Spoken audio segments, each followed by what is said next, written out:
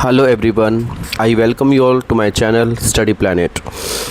तो मैं आप सबके लिए लेके आया हूँ एनसीईआरटी सीरीज़, जहाँ पर हम क्लास 9 से लेकर क्लास 12 तक के सभी टॉपिक्स को कवर करेंगे।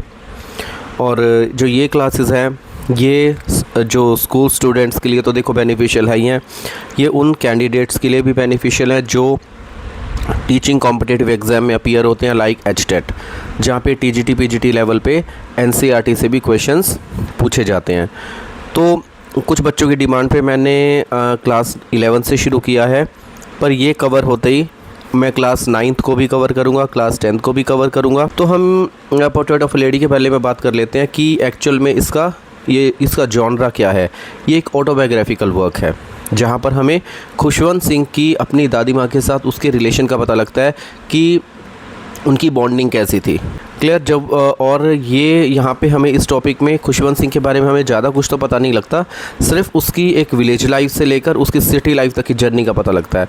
और जब विलेज लाइफ से लेकर सिटी लाइफ तक हो जाता है, उसकी अपनी दादी माँ के साथ उसके रिलेशन में क्या क्या चेंजेस आते हैं, सिर्फ हमें इस टॉपिक में इतना ही पता लगता है। तो पहले पॉइंट में मैंने लिखा हुआ है heart touching autobiographical sketch. Second point में मैंने लिखा हुआ है Khushwant Singh heartfelt tribute to his grandmother. जो ये टॉपिक है, ये खुशवंत सिंह अपनी दादी माँ को एक ट्रिब्यूट पे कर रहा है, होमेज पे कर रहा है। ये उस रोल के लिए होमेज पे कर रहा है जो इसकी दादी माँ ने इसकी ज़िंदगी में एक ग्राउंड ब्रेकिंग रोल प्ले किया था। In the starting what we see the emotional bonding was completely unbreakable.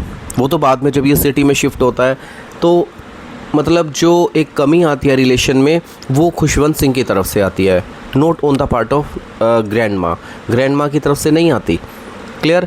तो यहाँ पे अपनी जो ये टॉपिक के माध्यम से कि through this topic he is paying homage, he is paying tribute to his grand mother. उसके बाद जो उनकी बॉन्डिंग थी, it was really very pristine क्या होता है, प्योर एंड वॉश्ड। बहुत ही सीधी सादी, सच्ची और अच्छी उनकी आपस की जो रिलेशनशिप था, बॉन्डिंग थी between a grandson and his grand mother. आगे मैंने इस टॉपिक को बिल्कुल इजी बनाने के लिए और हर पार्ट को दूसरे पार्ट से कनेक्ट करते हुए मैंने इस टॉपिक को 4 फेजेस में कन्वर्ट किया है, ताकि आप एक चीज़ को दूसरी चीज़ से लिंक करके आपको फटाफट समझ में आ जाए। तो सबसे पहला पार्ट हमें जो फर्स्ट पार्ट है वो है विलेज लाइफ। यहाँ पे देखिए, in village life Khushwant Singh and his grand mother share a strong emotional bonding. ये मैंने आपको बात पहले भी बोली है कि यहाँ पर विलेज में उनकी जो बॉन्डिंग थी, it was really strong, emotionally बहुत ज़्यादा एक सॉलिड उनकी जो बॉन्डिंग होती है, उनका आपस में रिलेशन होता है। वहाँ पे दादी माँ उसका हर तरीके से ख्याल रखती है, मतलब वो अपनी दादी माँ के साथ मैक्सिमम टाइम स्पेंड करता है। उसकी लाइफ बहुत ज़्यादा मोडेस्ट, हम्बल, बहुत ज़्यादा डाउन टू अर्थ होती है। मतलब यहाँ पे है कि वो दादी माँ की आंखों का तारा है, ठीक है ना, और उसके लिए दादी माँ ही सब कुछ है। डेली रूटीन में हम देखते हैं कि वो डेली मतलब नैरेटर को उठाती है, उसको नहलाती है, उसको ड्रेसअप करती है और उसे स्कूल तक छोड़ के आती है। और सुबह से लेकर शाम तक वो अपने पोते के साथ बहुत ज़्यादा क्वालिटी टाइम स्पेंड करती है, उसको एक अच्छे संस्कार देती है, उसे मॉरली स्ट्रॉन्ग बनाती है, उसे एक काइंड पर्सन बनाती है, और ठीक है ना। और सारा टाइम वो खुशवंत सिंह के सामने प्रेयर गाती रहती है। She is always reciting the prayer, telling the beads, ताकि वही संस्कार खुशवंत सिंह के अंदर भी आ जाएं। क्लियर। वो जैसे मतलब जब भी उसे तैयार कर रही है, वो नहला रही है, खिला रही है, तो वो उसको प्रेयर एक भजन टाइप वो हमेशा रिसाइट करती रहती थी, ताकि खुशवंत सिंह उसे सुन सुन के उसको याद हो जाए। जो ये विलेज लाइफ है, वहाँ पे रिलीजियस एम्बियंस देखने को मिलता है। सबसे पहले कहाँ पे ये चीज़ हमें पता लगती है कि जो खुशवंत सिंह का स्कूल था वो बिल्कुल टेंपल के अटैच था, ठीक है। जब उनकी दादी माँ खुशवंत सिंह को स्कूल छोड़ने के लिए जाया करती थी, तो वो खुद टेंपल में बैठ के स्क्रिप्चर्स पढ़ा करती थी, और वही ज्ञान वो अपने पोते को देती थी। रीडिंग ऑफ स्क्रिप्चर्स मैंने अगले पॉइंट में ही लिखा हुआ है। ग्रैंड माँ रिसाइटिंग द प्रेयर्स, ये मैंने अभी आपसे डिस्कस किया है, वो हमेशा प्रेयर गाती रहती थी। And ask the narrator to memorise prayer, और वो ये इच्छा रखती थी और नरेटर को बोलती भी थी कि जो मैं बोल रही हूँ वो सीख ले, ठीक है ना, और उसका रुझान भगवान की तरफ बढ़े। Kindness for animals. और हमें ये भी देखने को मिलता है कि जब वो नैरेटर को स्कूल छोड़ने के लिए जाया करती थी तो रास्ते में जो स्ट्रे डॉग्स होते थे उनको वो खाना खिलाती थी। तो ये सब जो अपनी दादी माँ को ये सब एक्ट करते देखता था ये खुशवंत सिंह, तो वही सब कुछ वो सीख रहा था। अब तक तो इनकी लाइफ बहुत ज़्यादा एक मतलब बहुत अच्छी थी, बहुत ज़्यादा मतलब एक संस्कारों से बंधी हुई लाइफ थी। एक दूसरे को पूरा टाइम देते थे, बहुत एक क्वालिटी टाइम स्पेंड करते थे। दादी माँ उसकी जो परवरिश, उसकी जो नर्चरिंग है वो अपने तरीके से कर रही थी। मतलब सब कुछ यहाँ पे दादी माँ के अनुसार चल रहा था और खुशवंत सिंह भी अपनी दादी माँ के साथ बहुत खुश था। पर एक जो टर्निंग पॉइंट आता है वो आता है हमारे सेकंड फेज़ में, when Khushwant Singh along with his grand mother shifted in the city. जब वो सिटी में शिफ्ट हो जाता है तब उनकी जो रिलेशनशिप है उसमें कहीं ना कहीं मतलब एक डिफरेंसेस आने शुरू हो जाते हैं, गैप्स आने शुरू हो जाते हैं। अब बात करते हैं हम सेकंड फेज़ के बारे में, दैट इज़ सिटी लाइफ। अब देखिए phase 2 city life a turning point. अभी अभी मैंने आपसे यही बात डिस्कस किया है। वहाँ पे सबसे पहले क्या होता है, सेपरेशन। जब वहाँ पे वो शिफ्ट हो जाते हैं, खुशवंत सिंह है और दादी माँ है वो एक ही कमरा शेयर करते हैं, फिर भी उनके अंदर सेपरेशन मींस डिफरेंस, गैप्स। किस चीज़ का आ जाता है, उनके कम्युनिकेशन गैप आ जाता है। उनकी जो आपस में जो उनकी बॉन्डिंग है उसमें गैप्स आने शुरू हो जाते हैं। अब खुशवंत सिंह उस तरीके से अपनी दादी माँ के साथ टाइम स्पेंड नहीं करता जिस तरीके से वो विलेज में करता था। अब वो अपनी पढ़ाई में करिकुलम क्लैश, पहले वहाँ पे जो विलेज था वहाँ पे उसे रिलीजियस एजुकेशन दी जाती थी, पर after shifting in the city उसकी जो एजुकेशन है वो अब इंग्लिश में होती है। अब वो इंग्लिश के लेसन्स पढ़ता है जो कि दादी माँ की समझ से बाहर है। वहाँ पे वो भजन सुनता था और यहाँ पे वो मतलब वो म्यूज़िक सुनता है जिसमें वल्गर वर्ड्स और ल्यूड वर्ड्स का यूज़ है, जो कि दादी माँ को बहुत ज़्यादा शी फील्स डिस्गस्टेड, उसे बहुत ज़्यादा एक वो है कि बुरा लगता है कि जो म्यूज़िक यहाँ पे वो सुनता है उन म्यूज़िक के वर्ड्स कैसे हैं, they are not up to mark. उसे वो बहुत ज़्यादा मतलब उस यहाँ पे दादी माँ बहुत ज़्यादा अपसेट हो जाती है कि उनकी जो रिलेशनशिप थी कहीं ना कहीं उसमें गैप्स आ रहे थे, ठीक है। और उनकी दादी माँ को सिटी का जो एटमॉस्फेयर है वो भी अच्छा नहीं लग रहा था। अब यहाँ पे हम क्या देखते हैं, जो गांव में तो वो डॉग्स को खाना खिलाती थी, यहाँ पे वो स्पैरोज़ को खाना खिलाती है, ठीक है। अब यहाँ पे देखो विलेज लाइफ में और सिटी लाइफ में उसकी दादी माँ को ज़मीन आसमान का अंतर मिलता है। सबसे पहले तो बाहर की दुनिया की तो बाद में ही बात करेंगे, सबसे पहले तो उसका जो पर्सनल रिलेशन था, पर्सनल जो बॉन्डिंग थी खुशवंत सिंह के साथ, उसमें ही डिफरेंसेस आने शुरू हो गए। अब फेज़ जो थर्ड है उसमें आता है higher education and flying abroad. अब वो हायर एजुकेशन गेन करता है एंड ही फ्लाइज अब्रॉड, ये की टू मीन्स ये परस्यू हिज फर्दर स्टडीज़। यहाँ पे उनके लिंक ब्रेक हो जाते हैं। यहाँ पे मैंने क्या बोला था, ये पिछले वाले में सेपरेशन, और यहाँ पे क्या है, लिंक उनके टूटना शुरू, मतलब टूट ही गया है। अब जो अपनी दादी माँ से दूर ही चला गया, अब वो अपनी पढ़ाई में इतना इन्वॉल्व हो गया, उसके बाद दादी माँ के लिए कोई वक्त नहीं है। और उसने अब यहाँ पे आके दादी माँ की फीलिंग्स को भी समझना बंद कर दिया था। दादी माँ को बहुत ज़्यादा दुख होता है पर वो फाइनली एक्सेप्ट कर लेती है। मैंने यहाँ पे वर्ड यूज़ किया वो एक्सेप्टेंस। अब वो फाइनली एक्सेप्ट कर लेती है कि चलो कोई बात नहीं, जो हो रहा है ठीक है। And she accepts all the thing without any complain, बिना किसी को कुछ कहे, शिकायत की या कंप्लेन किए, वो इन चीज़ों को स्वीकार कर लेती है हंसते हंसते। अब लास्ट में जो नैरेटर है वो चला जाता है विदेश पढ़ने के लिए। और यहाँ पे हम ये भी देखते हैं जब हम टेक्स्ट बुक पढ़ते हैं कि जो दादी माँ है उसको ड्रॉप भी करने आती है, पर वहाँ पे वो कुछ भी मतलब अपने फेस पे वो ये चीज़ लेके ही नहीं आती कि she is not happy, she is upset, she is perplexed. वो बिल्कुल एक नॉर्मल तरीके से बिहेव करती है जब उसको पता है कि जो चीज़ होनी है वो तो होनी है, ठीक है ना। और वो हर चीज़ को एक्सेप्ट कर लेती है without any grudge, without any complain.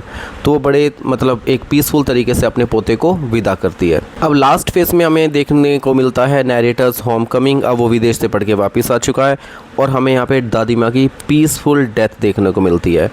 तो देखो मैंने चारों जो फेजेस हैं, फर्स्ट फेज़ में विलेज लाइफ, दूसरे फेज़ में सिटी लाइफ, तीसरे फेज़ में हायर एजुकेशन, और फोर्थ फेज़ में नैरेट की ये जो हमारा नैरेटर है इसकी होम कमिंग और दादी माँ की डेथ।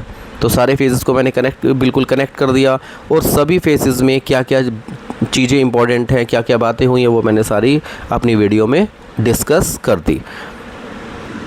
और जब खुशवंत सिंह वापस आ जाता है तो दादी माँ बहुत ज़्यादा ओवर एक्साइटेड हो जाती है और सेलिब्रेट करती है and she is beating the drum. और दादी माँ विदाउट एनी मतलब without speaking any word she is beating the drum stoplessly, बिना रुके वो ड्रम बजाई जा रही है।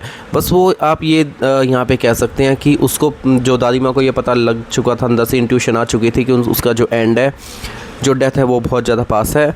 और वो अपनी खुशी लास्ट टाइम वो इस तरीके से एक्सप्रेस करती है।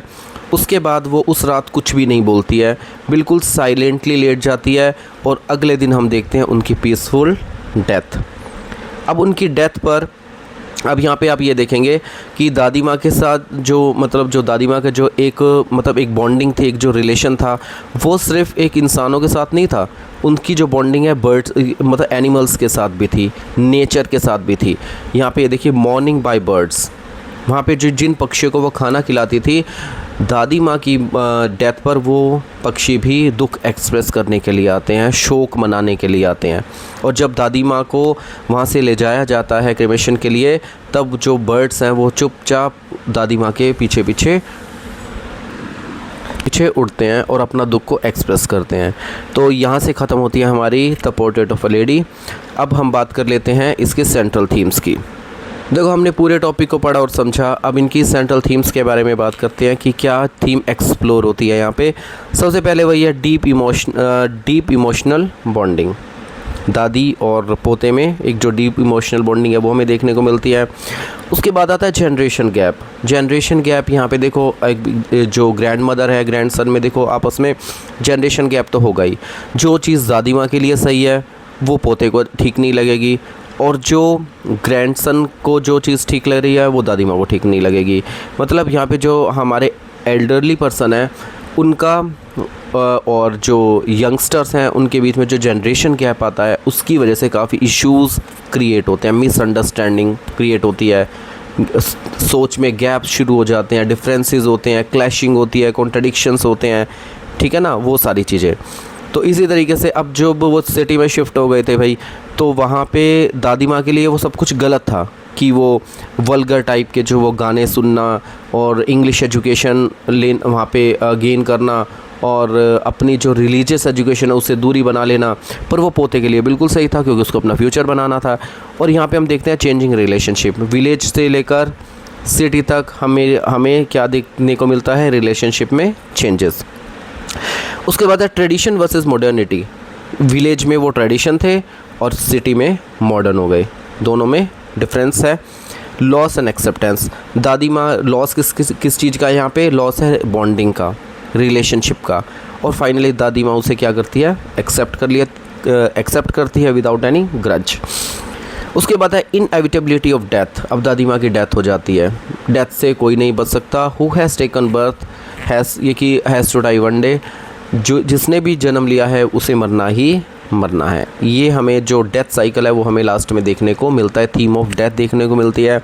इसके साथ साथ मैंने छोटे छोटे पॉइंट भी लिखे हैं। हिपोक्रेसी, मतलब यहाँ पे दादी माँ क्या कहती है, दादी माँ की सोच क्या है कि जो सिटी में जो एजुकेशन दी जा रही है और जो सिटी लाइफ है, it is full of hypocrisy. वो दिखावे वाली पाखंड और दिखावे वाली ज़िंदगी है, दिखावे वाली एजुकेशन है। उसके बाद allusion about the loved ones, कि हम ये सोचते हैं कि वो हमसे बहुत ज़्यादा प्यार करता है, वो तो हमारे लिए कभी बदलेगा ही नहीं, ठीक है ना। पर यहाँ पे आके ये चीज़ गलत साबित हो जाती है। वक्त के साथ हर कुछ चेंज हो जाता है, ज़िंदगी चेंज हो जाती है, लोगों की सोच समझ चेंज हो जाती है, रिश्ते चेंज हो जाते हैं। स्टार्टिंग में दादी माँ जब उसके साथ विलेज में रहती थी तो उसको ये लगता था कि हमेशा ही उनकी लाइफ ऐसे ही चलती रहेगी और खुशवंत सिंह उसे छोड़ के कहीं नहीं जाएगा। पर क्या होता है, उसकी जो दादी माँ का ये विश्वास है वो क्या हो जाता है, हर्ट हो जाता है और उसका एक इल्यूशन बन जाता है। उसका क्या बन जाता है, एक इल्यूशन बन जाता है। अब उसे समझ में आने लग गया था कि ये मतलब everything is fleeting, everything is short lived. कुछ भी यहाँ पे परमानेंट नहीं है, सब कुछ फ्लेटिंग है, जो आज है वो कल नहीं होगा। तो इस तरीके से हमने पूरा का पूरा टॉपिक डिस्कस किया है। अगर आपको वीडियो पसंद आई हो तो इसे लाइक ज़रूर कीजिए, शेयर भी कीजिए। Thank you.